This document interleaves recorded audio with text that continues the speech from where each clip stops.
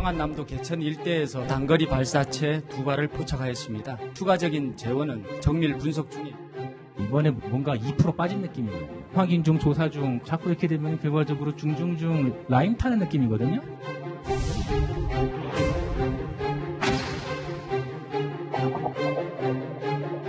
초대형 방사포 시험 사격은 시험 사격 목적에 완전 부합되었으며 무기체계 완성의 다음 단계 방향을 뚜렷이 결정짓는 계기가 되었습니다.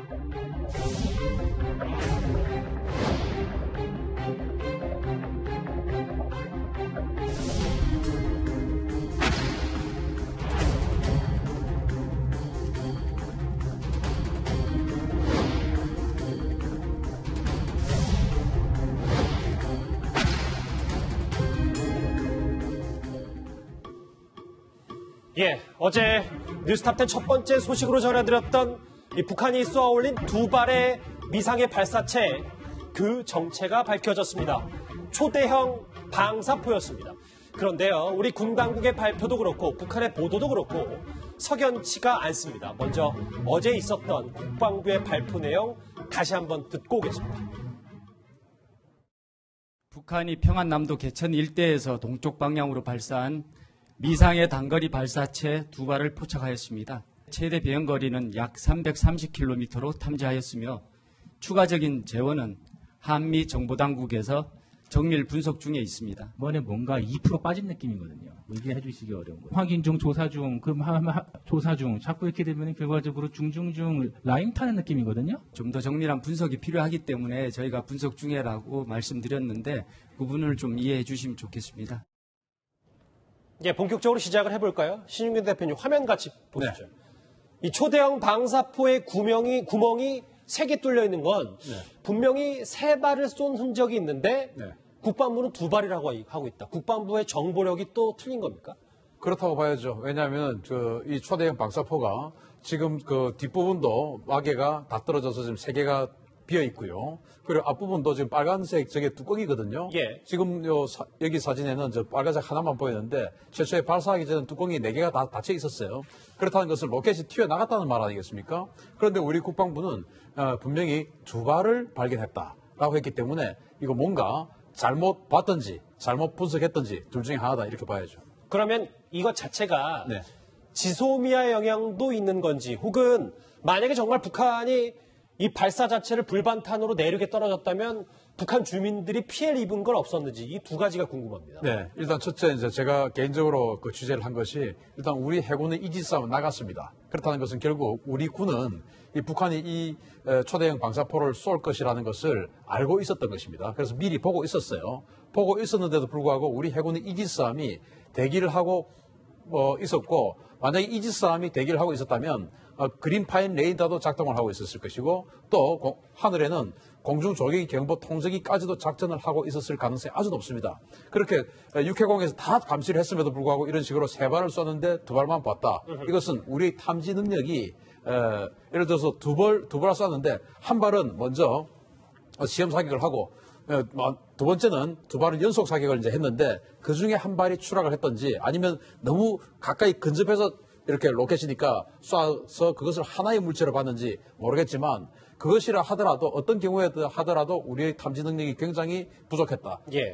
결국 미국이 정보를 제대로 주지 않고 있고 한미일 정보 공조가 제대로 되지 않는 것을 완전히 극단적으로 보여주고 있는 사례가 지소미아 파기 이후로 첫 번째 북한이 도발해서 지금 알 수가 있었고 두 번째 질문이 이제 이게 그럼 인명 피해 없냐 아니겠습니까? 그렇죠. 내륙에 떨어졌다면. 그런데 이것은 이제 일단 폭약이 장착되어 있지 않은 훈련탄입니다. 훈련탄이라는 것은 떨어져도 폭발은 하지 않아요. 시험 발사기 때문에. 그렇죠. 당연히 여기에는 폭약은 없습니다. 그렇기 때문에 그렇다 하더라도 만약에 이게 민가나 사람이 있는 곳에 떨어졌다면 당연히 어마어마하게 10m가 넘는 쇳덩이가 떨어지니까 인명피해가 있겠죠. 그러나 다행스럽게 사람이 없는 곳에 떨어졌다면 또 인근에 사람이 있다 하더라도 사람이 없는 옆에다 떨어졌다 하더라도 이것은 폭발을 하지 않기 때문에 인명피해가 적죠. 자, 그래서일까요? 북한 보도 어디에도 그동안 정말 자신만만하게 성공 이렇게 외쳤던 북한 보도 그 목소리를 들을 수는 없었습니다. 최고 용도 자동 측에서는 초대형 방사포 무기 체계는 전투 운영상 측면과 비행궤도 특성, 정확도와 정밀 유도 기능이 최종 검증되었다고 하시면서 앞으로 방사포의 위력상 가장 뚜렷한 특징을 얻어낸 면발 사격 시험만 진행하면 될 것이라는 평가를 내리셨습니다. 그러고 보니까 오늘 보도된 사진이거든요. 안수영님. 예. 원래 미사일 발사하고는 다 정말 환하게 웃는 김정은 위원장의 모습을 봤다면 약간은 굳어있고 웃음기를 찾아볼 수 없는 게 정말 본인들도 사실상 방사포 발사 실패를 인정한 겁니까? 예, 그래 보입니다. 지난 8월 24일에 그 신형 방사포를 쏘았을 때는 김정은 위원장의 지도하에 성공적인 발사가 이루어졌다. 이렇게 발표가 됐습니다. 근데 이번에는 보도문 어디에도 성공적이라는 문구가 전혀 들어있지 않습니다. 이것은 결국 저 사진에도 나옵니다만은 지금 아까 그 좌측에 있는 이제 지난 7일 날에 이용길 대장을 밀어내고 새로 취임한 그 박종천 대장 총참모장이 지금 곁에서 그 살피고 있는데 이것이 어떻게 보면 마지막 직접 군에 전진 배치되는 단계에서 이게 실패했다. 이것은 북한군으로서는 상당히 그 좌절감을 느낄 수밖에 없고 결국 북한의 군사 기술이 아무리 호언장담해도 아직 저런 그 최신식 적어도 400~500mm의 방사포를 대량 상생하기에는 조금 문제가 있지 않나 그런 것을 이번에 발견할 수가 있었습니다. 저 화면으로 봐도 지금 뭐 비교됐던 과거의 발사 때 표정과 어제 표정 우리도 그렇고 북한으로서도 사라진 한 발에 대해서 분명히 의미는 있는 것 같아요. 자, 그런데 이번 발사 현장에 어김없이 동행한 인물이 있습니다. 바로 김정은 위원장의 여동생 김여정입니다. 김종무 실장님. 네. 김여정은 왜 이렇게 계속 발사 참관에 동행을 하는 건지 어떤 의미를 좀 부여할 수 있을까요?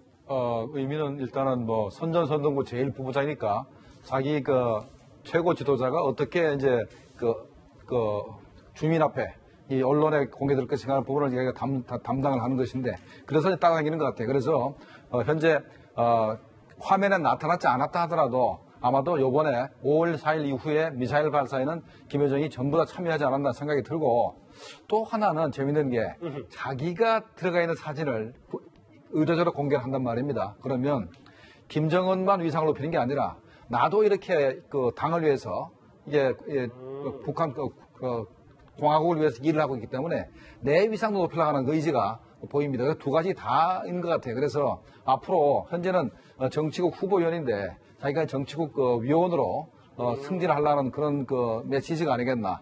또 선전선동부 제1부부장인데 그러네요. 앞으로 선전선동부 부장으로 진급하려는 그런 메시지가 아니겠나 우리가 생각해 볼 수 있는 겁니다. 예. 자, 우리가 그런데 조금 더 주목해 볼 부분이 있습니다. 자, 그렇다면 이 북한의 신형 무기들은 과연 어디에 배치가 될까요? 의문의 섬 하나가 우리의 안보를 위협할 수 있다는 그런 지적과 분석이 나왔습니다. 화면 만나보시죠.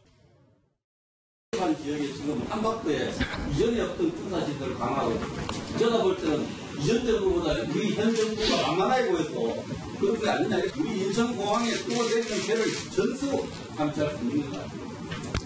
왜 이것을 하느냐는 못합니다. 우리는 지금 그 서북도수 쪽으로 해가지고 과학화 그 경계 시스템, 감시 시스템이 그 완벽하게 구축되어 있습니다. 현 정부 들어서 그런 것이 아니라 지금 우리 공항에 대해서 모든 것이 감시가 되는 것 가지고 군사시설이 강화되고 있는데 국방 대변인은 군사시설 없다. 이렇게 확인시킬 필요도 없고. 저하고 지도 한번 같이 보실까요? 여기가 강화고요. 인천광역시 그리고 인천공항이 이렇게 있습니다. 그런데 정말 멀지 않은 곳에 북한 인공기가 펄럭이는 한박도가 있는데 신인균 대표님. 네. 이 한박도에서 북한의 저런 최신식 무기가 이 우리나라의 기간 주요 시설을 탐지하고 공격한다. 정말 끔찍한 일 아니겠어요? 끔찍하죠. 그런데 지금 베넷 연구원이 미국의 그 연구원이 한박도에 방사포 이런 것들을 배치하면 서울공항 이런 거 굉장히 위험하다라고 이야기를 했는데 그렇다 하더라도 한박도에는 방사포는 배치되기 힘들 것 같아요. 제가 최신 무기는 배치가 어렵다. 한박도의 위성 사진을 제가 분석해봤는데 지금 예. 사진에 나오지 않습니까? 저기 오른쪽 보면은 황토색으로 조금 벗겨진 부분이 보이죠. 저게 폭이 40여 미터 그리고 이 너비는 10m 정도밖에 안 돼요. 저 정도 진지에는 방사포를 배치를 할 수가 없어요. 좁아서. 그래서 저기에는 방사포보다는 GPS 교란 장치 이런 것들을 가지고 인천공항을 타격할 수 있는 그런 그 진지가 될 것 같고, 지금 인공기 보이지 않습니까? 저기는 무장을 배치해 놓은 것이 아니고 감시 초소 플러스 GPS 교란하는 어떤 그런 장비를 가지고 하는 그런 것이다라고 볼 수 있고요. 예. 방사 베넷 연구원의 이야기와 달리 방사포는 워낙 지금 아시다시피 사정거리 300km씩 되니까 굳이 저기 배치하지 않아도 얼마든지 인천공항 수도권 전역을 타격할 수 있기 때문에 저 좁은 곳에 갖다 놓을 수도 없고 갖다 놓을 필요도 없습니다. 그래서 저기는 인천공항에 대한 GPS 제밍 이 가장 우려된다라고 이야기할 수 있습니다. 제가 볼 때는 물론 지금 신익윤 대표가 한 얘기가 다 맞습니다. 맞는데 지난번에 그 특정 언론사에서 보여준 그 화면에 의하면은 맞아요. 예. 해안포를 갖다 놓지는 않았지만 해안포를 갖다 놓을 수 있는 벙커를 만들어 놓은 것 같아요. 필요하다면 언제라도 해안포를 배치를 해서 우리 군을 위협할 수 있는 그런 준비를 다 갖춘 것 같은데, 우리 군이 너무나 현재 해안포가 없으니까 아무 일도 아닌 것처럼 얘기하기 때문에 바로 문제가 거기에 있는 겁니다. 한박도도 조금 저희가 또 주의 깊게 보긴 봐야 되겠네요. 이 북한의 초대형 방사포 사라진 한 발에 대해서 첫 번째 주제로 짚어봤습니다.